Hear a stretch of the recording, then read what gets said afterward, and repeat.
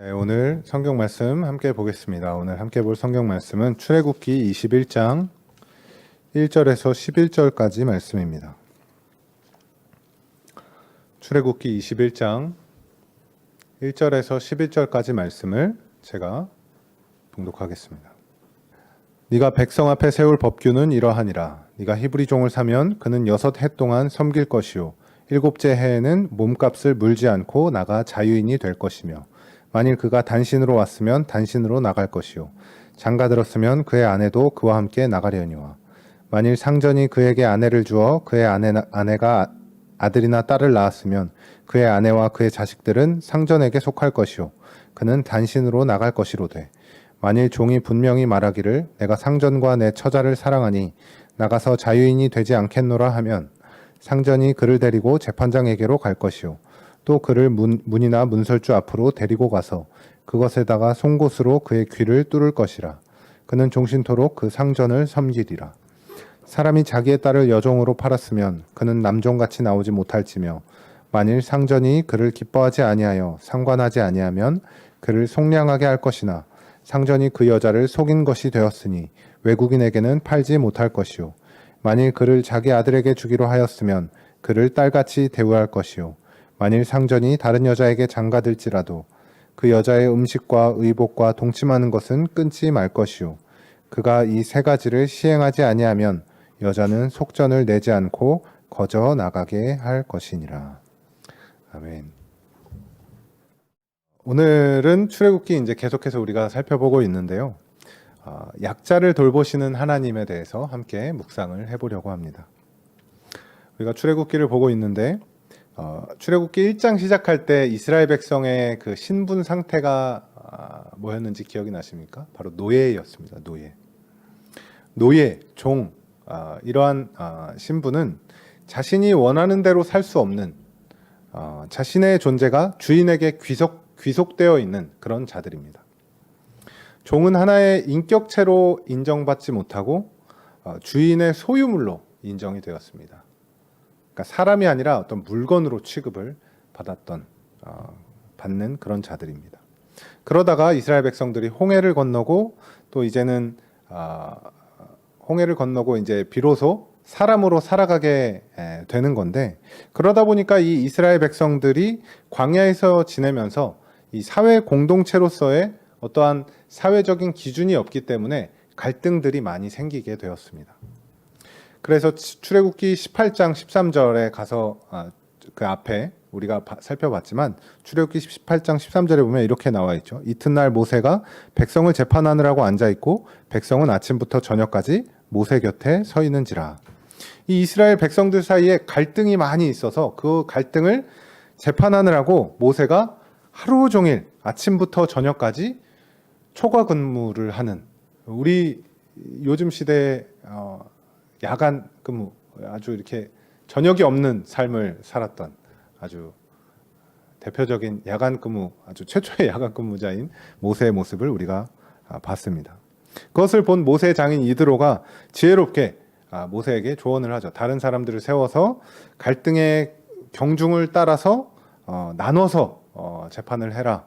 그래서 이제 조언을 해줘서 이제 10부장, 100부장, 1000부장 이런 직분을 이제 세웠죠. 물론 이제 이렇게 한 것이 정말 지혜롭게 잘 처신한 일이긴 하지만 여전히 이스라엘 백성들에게 사회적인 어떤 합의된 기준이 필요했습니다. 그래서 하나님께서 20장에서부터 이제 십계명을 비롯한 많은 율법들을 이스라엘 백성들에게 지금 주고 계신 것이죠. 오늘 이 말씀 21장 1절에 보면 이렇게 나오죠. 네가 백성 앞에 세울 법규는 이러하니라. 이렇게 법규라는 단어가 나오는데 여기 법규에 해당하는 단어의 의미가 바로 백성을 다스리고 심판하는 법적인 기준이라는 뜻입니다. 출애굽기 21장부터 23장까지는 이스라엘 공동체에게 준 하나님께서 주신 사회법들이 기록되어 있습니다. 이 사회법의 특징은 내용상 배상법 그리고 송사법 이런 것들이 있는데 이 법들은 이웃에 대한 자비와 관용을 요구하는 그런 내용들, 공동체를 지켜나가는 이스라엘 그 공동체의 어떤 신앙적인 특징들을 담고 있는 그런 법들이라고 할 수 있습니다. 그런데 우리가 이 이스라엘 백성들에게 하나님께서 주신 율법을 왜 굳이 우리가 배우고 살펴보고 묵상하는가? 그 이유는 여기 나온 이러한 율법들은 어떤 법전으로서의 효력보다는 그 법들이 지향하는 의미와 방향과 정신과 원리에 더 깊은 뜻이 있기 때문입니다.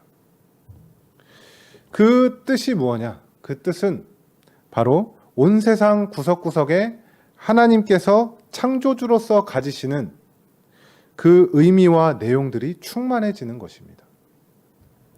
우리는 구원에 대해서 주로 어떻게 이해하고 있냐면 죽어서 천국 가는 것, 이렇게 어떤 구원을 초월적인 영역에만 제한시켜서 우리가 이해를 하곤 하는데, 이 구원이 가지는 참다운 의미, 그것은 바로 창조 질서의 회복이죠.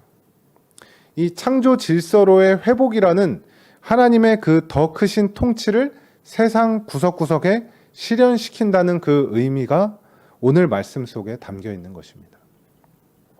그래서 우리가 이 율법들을 지키는 것을 통해서 지금 우리의 관점으로 본다면 이 율법에 나타난 정신과 원리, 의미와 가치들을 우리가 묵상하는 것을 통해서 하나님의 통치를 실현해 나가는 것입니다. 그 중에 오늘 말씀은 종에 관한 법입니다. 종.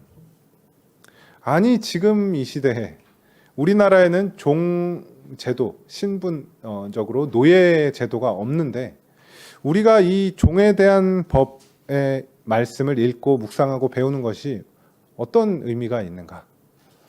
의미가 있습니다. 하나님께서 이 사회 공동체를 세워나가는 이 원리를 우리 삶에 적용을 해볼 수가 있습니다. 오늘 우리는 이 말씀을 통해서 약자를 돌보시는 하나님의 모습을 같이 함께 묵상하고자 합니다. 먼저 종에 대한 내용이 성경에 나오면 여러분은 어떠실지 모르겠지만 저는 가장 먼저 떠오르는 질문, 생각이 바로 하나님이 이 종, 노예 제도를 과연 허용하셨는가? 이 의문점이 있었습니다. 하나님은 이렇게 사람을 종으로 부려도 된다라고 말하실 만큼 비인격적인 분이신가? 이것에 대한 의문인 거죠. 그런데 오늘 말씀을 살펴보면 그것이 오해였다는 것을 잘 살펴보면 알 수가 있습니다. 오늘 말씀 2절에 보면 종에 관한 법이라고 나오는데 2절 앞부분에 이렇게 나와 있죠. 네가 히브리 종을 사면, 이렇게 나오죠. 히브리 종이라는 것은 무엇을 말하는 것일까요? 이스라엘 백성들이 바로 히브리 사람들입니다. 그런데 이 상황이 뭐냐면 히브리 사람이 히브리 사람을 종으로 삼게 되는 상황인 거죠. 히브리인들이 그들의 동족을 종으로 삼는 경우는 어떤 경우가 있냐면 빈곤 때문에, 가난 때문에 빚을 청산하지 못해서 대신 몸으로 봉사하는 경우가 대부분이었다고 합니다. 이것이 이제 레위기의 25장에 나와 있는데요. 그리고 많은 부분은 아니지만 간혹 도둑질과 같은 범죄가 원인이 되어서 자유인에서 종이 되는 그런 경우도 있었다고 성경에 나와 있습니다. 만약에 이 당시에 하나님께서 노예제도는 잘못된 거야, 무조건 없애버려 라고 했다면 당시의 사회가 붕괴되었을 것입니다. 도둑질이나 자신의 빚을 탕감하지 못했는데, 감당하지 못하는데 노예제도 안 돼 라고만 했다면 마치 이런 상황인 거죠. 술 마시고 어떤 범죄를 저지르면 제정신이 아닌 상태로 한 것이니 형을 감량해 주라든지 아니면 없었던 걸로 그냥 무마시켜버린다고 한다면 우리 사회가 어떻게 될까요? 솜방망이 처벌로 인해서 아주 사회적인 문제가 더 심각해지겠죠. 물론 우리가 지금도 그런 모습들을 겪고 있습니다. 책임은 책임으로 분명하게 자신이 감당해야 하는 것이 사회가 유지되기 위한 하나의 방법인 것이죠. 하나님은 이 사회 구조 자체를 거스르지 않으시고 시간과 공간이라는 이 역사적인 흐름 안에서 일하시는 것을 우리가 볼 수가 있습니다. 그래서 종이 되면 오늘 2절에 보면 이제 계속 나오죠. 종이 되면 6해 동안 섬기고 7년째가 되면 자유인으로 놓아주어라. 해방해 주어라 라는 기준을 정해 놓으신 겁니다. 6년 후에는 강제적으로 자유를 주도록 하신 것이죠. 이것은 이스라엘 내에서 어떤 한 사람이 절대적인 소유를 갖지 못한다는 것을 보여주는 것입니다. 이스라엘 내에서는 모든 사람이 형제이며 어떤 사람이 다른 사람에 대해서 절대적인 소유를 나타내지 못한다는 것을 말하는 것이죠. 또한 이스라엘은 하나님께서 택하신 백성이기 때문에 하나님의 소유이고 백성들이 자신에게는 소유권이 없다는 것을 보여줍니다. 그러니까 제도적으로는 회복을 만드신 것을 볼 수 있고 근본적으로 서로가 동등된 존재라는 것을 보여주고 있는 그런 제도입니다. 그래서 종되었던 자에게 자유를 주는데 3절을 보면 이렇게 나와 있죠. 단신이면 단신으로 자유를 주고 결혼한 사람이면 아내도 그와 함께 나가려니와. 여기 이제 단신이면 이제 혼자면 혼자 자유를 주고 결혼한 사람이면 아내도 같이 자유를 주어라 이렇게 나오는 거죠. 근데 이제 4절에 이렇게 나와 있죠. 4절에 만일 상전이 그에게 아내를 주어 이렇게 상전이라고 나오는데 이 상전은 주인이라는 뜻입니다. 그러니까 번역을 옛날 말로 해서 상전이라고 했지 사실은 그 종의 주인을 뜻하는 것이죠. 여기 상전이라는 그 단어의 히브리어가 아돈입니다. 아돈. 이 아돈은 우리에게 익숙한 히브리어가 있는데 아도나이라는 단어죠. 이 주인, 나의 주님, 이 아도나이가 이런 뜻입니다. 주인이 그 남자 종에게서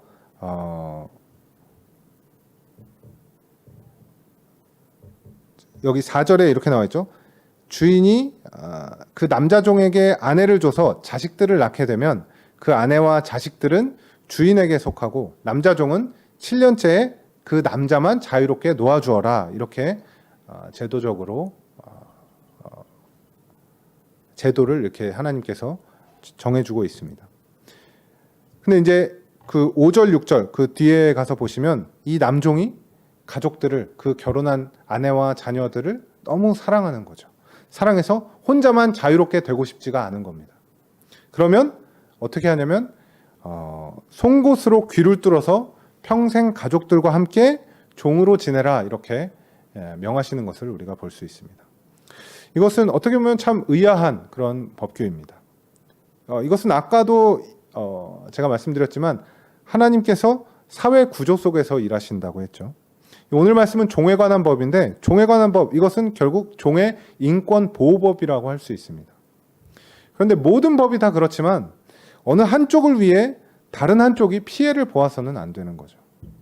종을 보호하기 위해서 주인이 피해를 보고 희생되어서는 안 되는 것입니다. 그래서 하나님은 합리적이고 합당한 법적 기준을 지금 제시하고 있는 겁니다. 우리가 한쪽의 입장만 생각해서는 안 되는 겁니다. 그러니까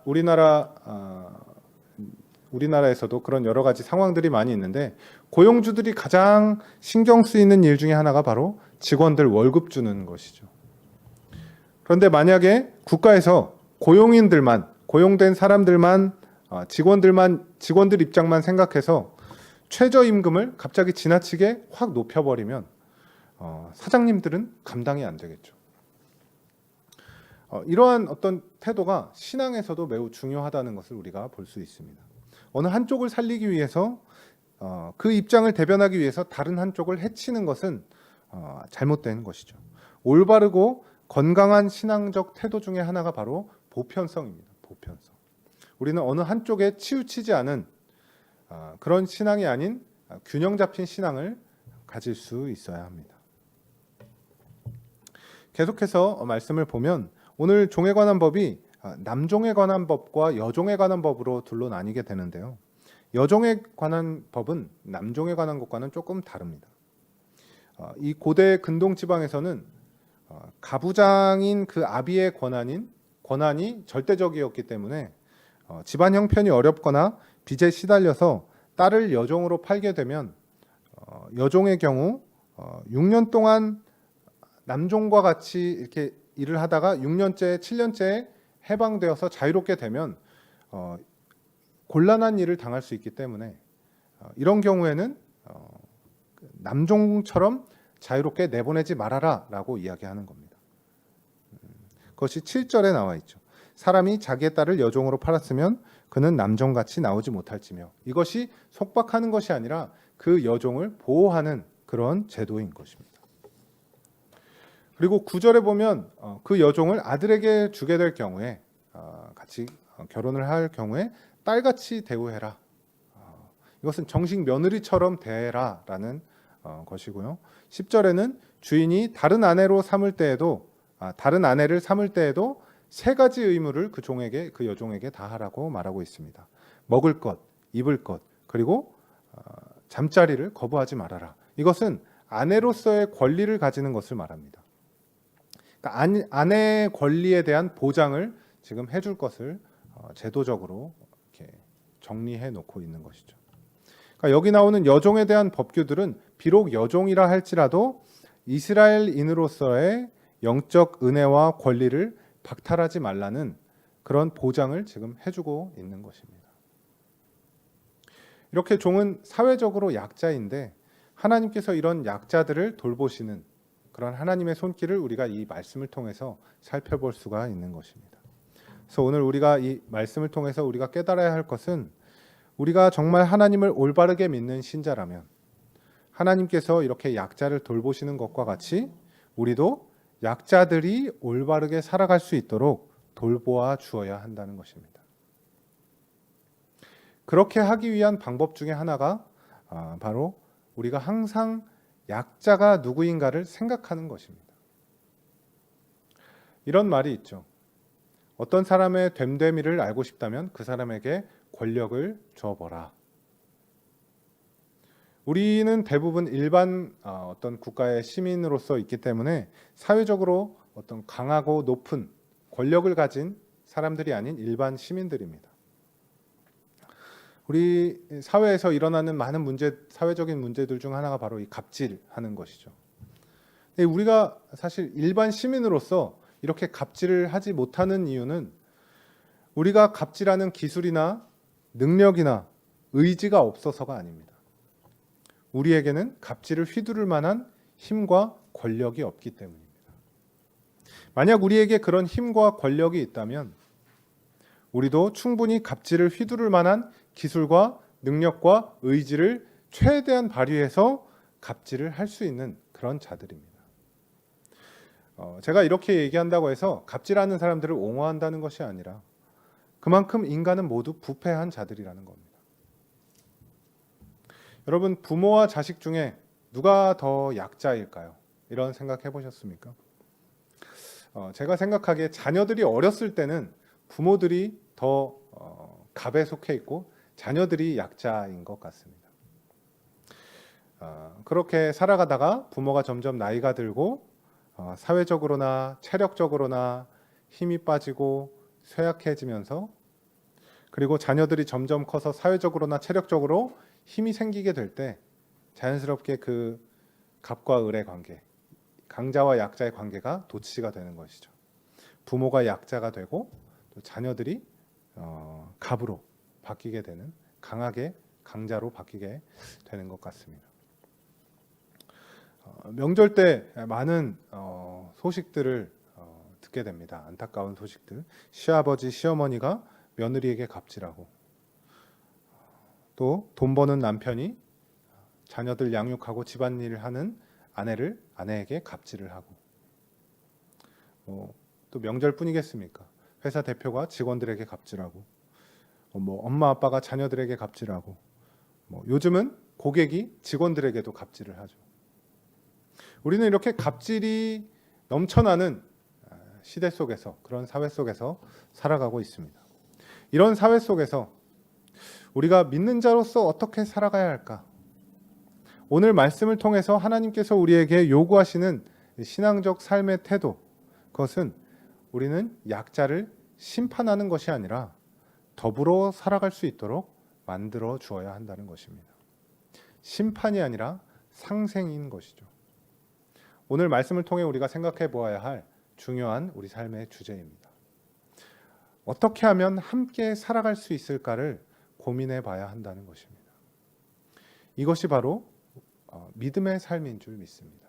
물론 우리가 약자가 누구일까를 생각할 때 내가 약자라고 생각하는 경우들이 많을 것입니다. 그럴 때는 하나님께서 이렇게 약자를 돌보신다는 것, 그것을 묵상하면서 하나님의 은혜를 구하고 도우심을 구하는 삶을 살아가면 되겠습니다. 마태복음에도 나와 있죠. 산상수훈에서 들풀도 먹이시는 하나님, 그 하나님을 생각하면서 우리가 약한 가운데서도 하나님의 은혜와 도우심을 구하면서 살아가야 됩니다. 그리고 더불어서 우리는 약자이면서도 동시에 강자, 갑이 될 수 있는 그런 존재들이기 때문에 언제라도 갑질을 할 수 있는 그런 자들임을 생각하면서 우리 사회 가운데 우리 주변에 약자가 누구인가를 늘 생각하며 살아가야 합니다. 그것이 우리가 믿음을 가진 신자로서의 올바른 삶의 태도인 줄 믿습니다. 그렇게 우리의 가족들, 이웃들과 더불어 살아가면서 하나님의 뜻대로 하나님의 자녀답게 살아가는 믿음의 삶을 살아가시길 주님의 이름으로 축원합니다. 함께 기도하겠습니다. 하나님 아버지, 오늘 말씀을 통해 약자를 돌보시는 하나님의 그 섬세하고 놀라운 손길을 묵상합니다. 하나님, 우리는 내가 아닌 다른 어떤 한 사람도 마음에 온전히 품고 사랑할 수 없는 자들임을 고백합니다. 하나님의 은혜로 우리가 이 예배의 자리에 나와 오늘의 말씀을 들었으니 하나님께서 우리에게 베풀어 주신 이 말씀의 원리를 따라 살아갈 수 있도록, 약자를 돌보시는 하나님의 모습을 닮아갈 수 있도록 우리에게 순종의 마음을 허락하여 주시옵소서. 우리 삶 가운데 하나님의 통치가 실현될 수 있도록 우리를 사용하여 주시고, 우리가 그 뜻에 순종하며 하나님의 자녀답게 더불어 살아갈 수 있는 넉넉한 마음을 가질 수 있도록 하나님께서 역사하여 주시옵소서. 예수님의 이름으로 기도드립니다. 아멘.